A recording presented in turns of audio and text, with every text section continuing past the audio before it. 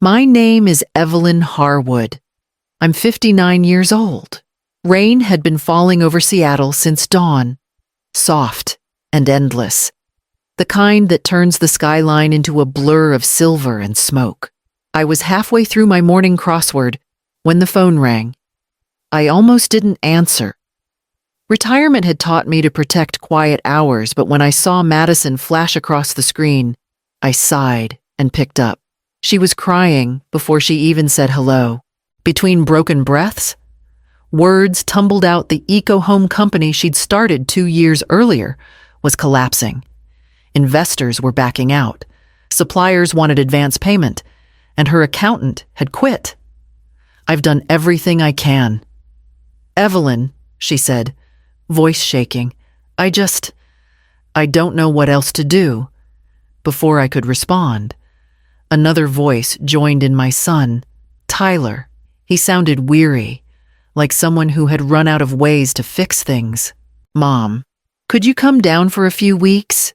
Maybe take a look at the books. Madison's drowning here. I looked out the window at the rain. The city had been kind to me, decades in finance. A graceful exit. A small apartment with a view of the Sound. I'd told myself I was done saving anyone, but Tyler's voice cracked when he said, please, that night. I opened the folder I'd kept sealed since leaving work, old spreadsheets. Contacts, templates, the tools I swore I'd never need again. I booked a one-way ticket to Portland, packed my laptop, and left a note on the kitchen counter for the housekeeper, back when it's fixed. By the time my train crossed the Columbia River, the rain had cleared. Ahead waited my son, his trembling wife, and a company already halfway underwater. Portland greeted me with the scent of wet cedar and distant traffic. The office Madison rented sat in an old brick warehouse district. All exposed beams and hanging plants too charming to be profitable. Inside, stacks of unfiled invoices cluttered the conference table, and 2 young assistants stared at me like I'd arrived to deliver bad news. Madison tried to smile. We just need a few adjustments, she said, pushing a pile of unopened mail toward me. A few adjustments turned into 12-hour days. I reviewed contracts, cut unnecessary subscriptions, and called every supplier on the list, negotiating smaller batches, longer deadlines. Some recognized my name from my finance years in Seattle. Within a month, late fees stopped. By the 3rd, the company was solvent again. Madison began to glow. Her confidence returned like spring after a long storm. We'd sit side by side at the long wooden table, sketching plans on sticky notes. I taught her how to present to investors clear numbers. Fewer adjectives. She started calling me my secret weapon. Half joking, half grateful. When we landed, our first major client, a sustainable housing firm from Bend, Madison, hugged me so tightly I nearly lost my balance. You saved us, she whispered. It was good to feel needed again. Months blurred into a rhythm of deadlines and quiet victories. I watched her find her footing, watched the company's name, Greenhaven Homes, start appearing in trade journals. Soon, local magazines featured Madison as one of Portland's top women in eco-design. In every article, she stood alone in glossy photos, sunlight catching her hair. Her name bold beneath the headline. My name wasn't there. Not in the captions. Not in the story. I told myself it didn't matter. She was young. Let her shine. I stayed behind the scenes, keeping the numbers clean, the growth steady, the chaos under control. Sometimes, during late evenings at the office, she'd glance up from her laptop and say, I couldn't have done this without you. I'd nod, smiling, and believe she meant it. But as applause began to follow her wherever she went, I started to notice something quieter. The way my presence no longer seemed necessary in the photographs of her success. Lila Whitmore arrived on a Thursday afternoon, stepping out of a silver convertible that gleamed brighter than anything parked on our quiet Portland street. She wore a crimson coat, silk scarf, and sunglasses that looked better suited for Beverly Hills than Oregon rain. Madison ran to her like a teenager, squealing as if she hadn't seen her mother in years. They swept into the office together, laughter and perfume following them. "So this is where the magic happens," Lila said, spinning slowly to take it all in. Her voice had that practiced warmth of someone who'd never had to repeat herself to be heard. She turned to me with a dazzling smile. "You must be Evelyn, the genius behind my daughter's success. Madison talks about you all the time." It was gracious too, gracious. Still, I smiled and offered my hand. "Nice to finally meet you. Madison's done remarkable work." Over the next few days, Leela became a fixture at the office. She brought pastries, rearranged the decor, and offered opinions on everything from color palettes to marketing slogans. At first, her energy was harmless, even helpful. She praised my attention to detail, saying, "Every empire needs someone steady behind the curtain." Then the tone shifted. "You know, Madison's generation thinks differently," she said one morning, tapping my spreadsheet with a manicured nail. "Maybe less structure, more instinct." Madison laughed, agreeing. "Mom's right. Sometimes I overthink the numbers." I swallowed my reaction, reminding myself this was just enthusiasm, not disrespect. But soon, meetings began without me. Memos I used to draft were rewritten in Lila's breezy style. Madison started saying things like, "Let's be bolder. Mom says we've been playing too safe." One evening, as we packed up, I tried to talk to Tyler. "Your mother-in-law's involved," I said carefully. He rubbed the back of his neck, avoiding my eyes. "Mom, don't take it personally. She's just excited to help. You know how Madison gets when her mom's around."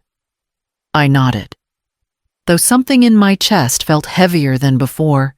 In the glass door's reflection, I caught Lila's red coat still hanging on Madison's chair, a bright, stubborn stain against everything I had built quietly in gray and blue.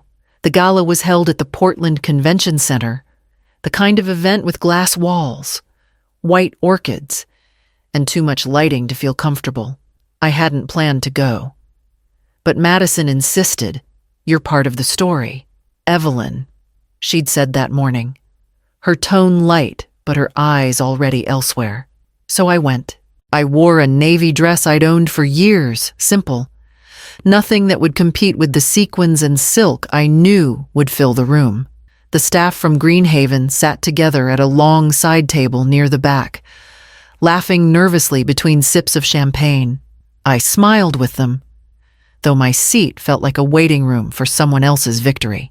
When the award was announced, Oregon Innovator of the Year, Madison Harwood of Greenhaven Homes, the ballroom erupted.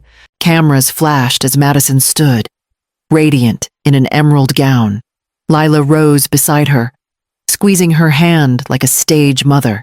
Tyler, sitting a few seats down, looked at me with a hesitant smile, the kind that asked permission to be proud.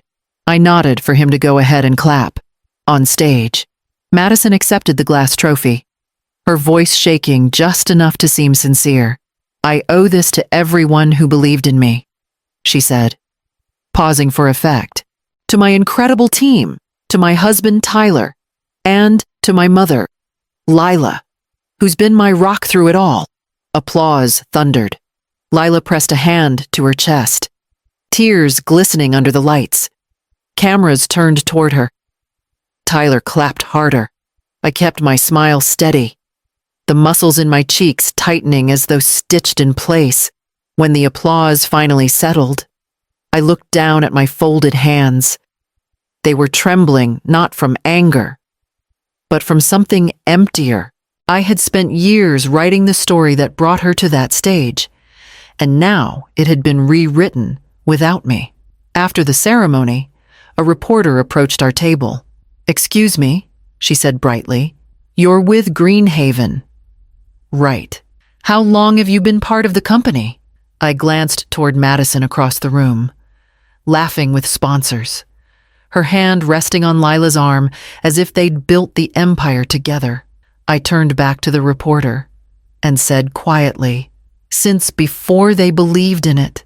The woman gave a polite nod, jotting something in her notebook, then hurried off toward the laughter and light.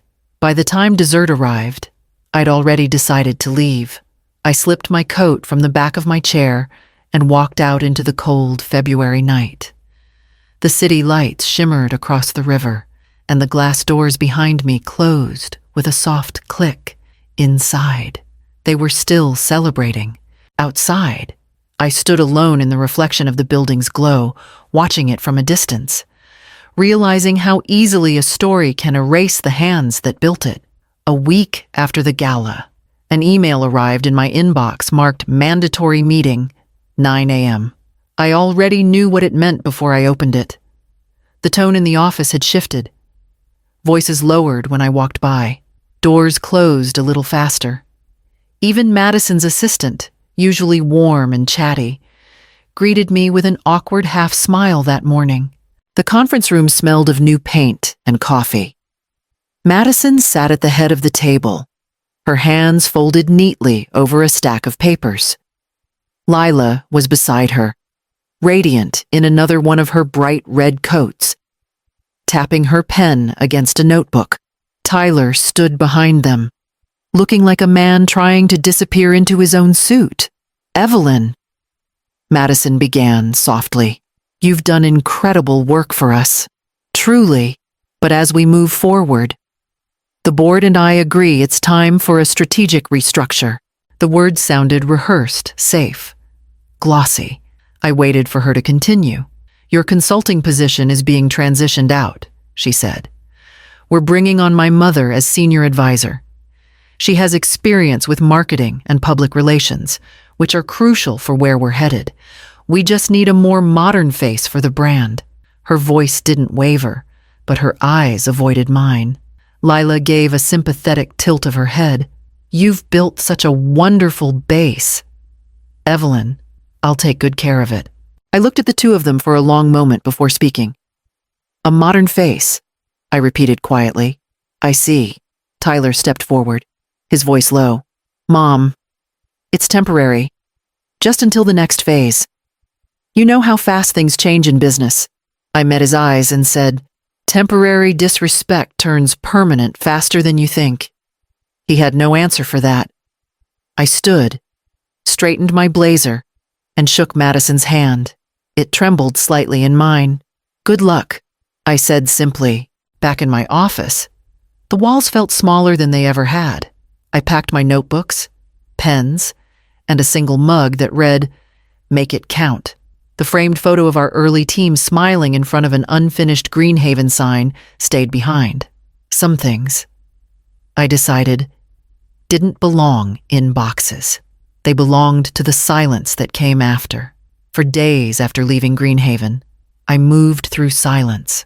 No angry speeches, no slammed doors, just quiet. It was the kind of calm that comes after a storm when you finally realize what's been destroyed and what can still be rebuilt. I began with the simplest act, opening my old briefcase. Inside were the contracts, patents, and models I'd created under my consultancy. Every document was signed properly, filed legally. The company might have forgotten my name, but paper never lies.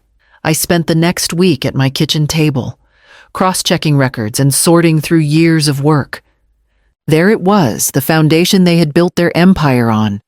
The plans for sustainable cost modeling, the investor templates, the designs that made Greenhaven profitable. All written, protected, and now mine again. I didn't want revenge. I wanted distance. So I rented a small office space in Beaverton, an old craftsman house with creaky floors and sunlit windows. The brass plate on the door read, Harwood & Co., Strategic Advisory. It sounded modest. That was exactly the point. On my second week, I received a call from Naomi, a former project manager from Greenhaven. She'd been let go during restructuring. She asked if I needed help. Then came Marcus, a quiet but brilliant analyst who had worked under me for years. By the end of the month, the three of us sat around an old oak table with borrowed laptops and a single coffee pot. It felt more like rebuilding a heartbeat than starting a company. We worked slowly, helping small construction firms, local developers, anyone who valued stability over headlines. I stayed out of gossip, ignored the calls from reporters asking about Greenhaven's leadership shuffle. My name didn't need to be in magazines. My results spoke just fine. Word spread quietly through Portland's business circles. Harwood's firm delivers. Clients appreciated the calm, the precision, the honesty. They didn't know the backstory, and I didn't tell it. Some evenings, as the last light faded through the office blinds, I'd pause by the window, hearing my team laugh over coffee. I realized something simple but profound. This, not the gala lights or corporate applause, was what success was meant to feel like. Steady, earned, mine. By spring, Portland's business papers had started running stories about Greenhaven's expansion, 3 new regional offices, a luxury eco-villa project in Bend, and a partnership with an overseas investor no one had heard of. Madison called it scaling the vision. To anyone who'd ever built a company from the ground up, it looked like overreach. I heard pieces of it through clients, investors, and quiet murmurs in meetings. At first, I tried not to care. Greenhaven was their world now, but in business, trouble travels faster than success. Within months, late payments began, deadlines slipped, and clients whispered about chaos behind the glass walls of their new downtown headquarters. Lila's face appeared everywhere: press conferences, ribbon cuttings, charity galas, while Madison's tone in interviews shifted from confident to defensive. They talked about creative growing pains, but the numbers told a different story. Suppliers weren't being paid. Loans were extended twice. At Harwood & Co., we kept our heads down. Naomi managed a dozen small accounts. Marcus oversaw the data models, and I handled negotiations personally. The same investors who once sat across from me at Greenhaven's glossy tables now called my office directly. They didn't mention Madison or Lila by name. They just said, "We trust your approach, Evelyn. You do things the right way." It was strange. The very people who had once seen me as background support now spoke of integrity as if it were innovation. I never corrected them, never took credit. Still, I could feel the quiet shift, the kind that doesn't need an audience. One afternoon, over coffee with a local developer, I overheard him tell a colleague, "You know, Harwood was the real brains behind Greenhaven. They lost her, and it shows." I didn't interrupt. I didn't even look up. I stirred my coffee slowly, watching the swirl of cream fade into calm brown. The truth had found its own way out. By early summer, I began seeing Greenhaven's logo less and less in the news.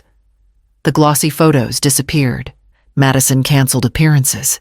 Rumors spread that the company's biggest investor had frozen funding, and through it all, I stayed silent. Vindication, I realized, didn't always need a headline. Sometimes it was as quiet as watching the walls you built, now made of glass, begin to crack under their own reflection. It was a gray afternoon when the knock came. I looked up from my desk to see Madison standing in the doorway, pale and drawn, her once polished confidence replaced by something fragile. Behind her, Lila swept in as if she still owned every room she entered. "Evelyn," Madison began, her voice barely steady. "We wouldn't come if it weren't urgent." Lila didn't wait for permission to sit. "Greenhaven is in crisis," she said briskly. "The board's panicking. Investors are threatening lawsuits. We need your expertise temporarily." "Of course. An emergency consultant."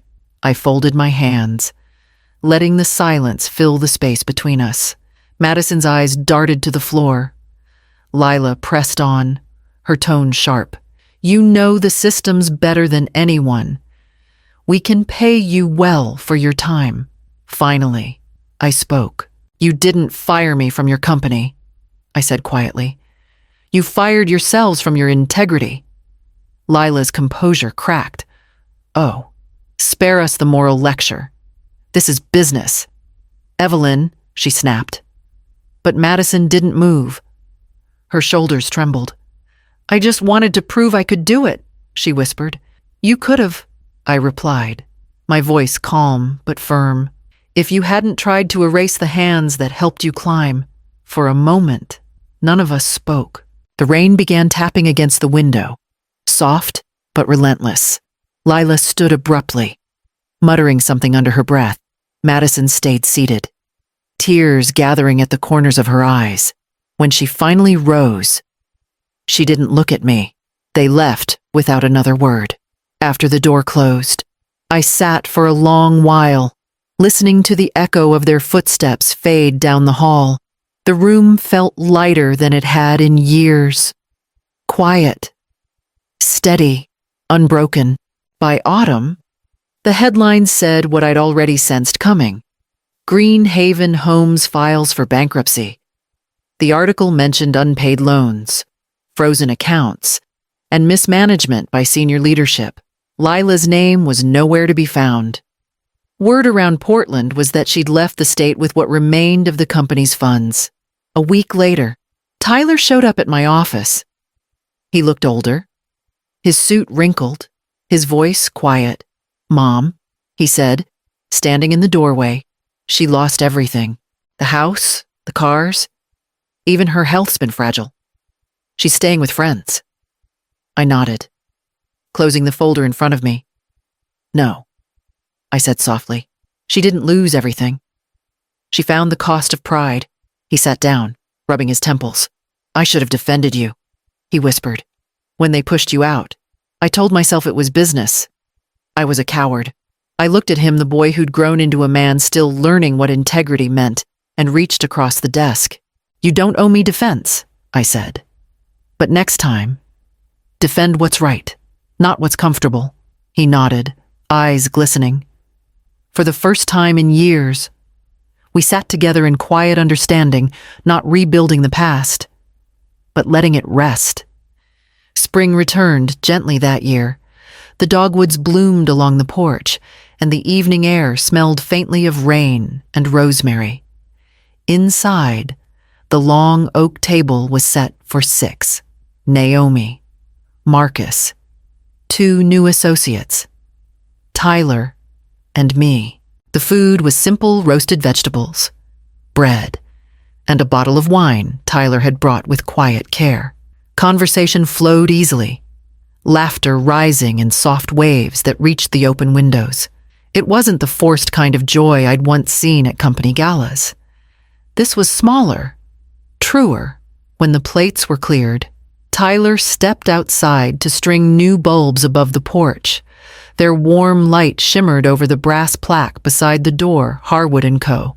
I ran my hand over the engraved letters, the metal cool beneath my fingers, and felt something settle inside me, something steady and whole. For so long, I had measured success by how loud it echoed, by whose names filled the room. But standing there under the porch light, listening to my team laugh, I understood that peace didn't need an audience. Some people chase legacies, I murmured. I just learned to protect my peace. The light glowed steady against the dusk, soft but unyielding, like the life I'd finally reclaimed.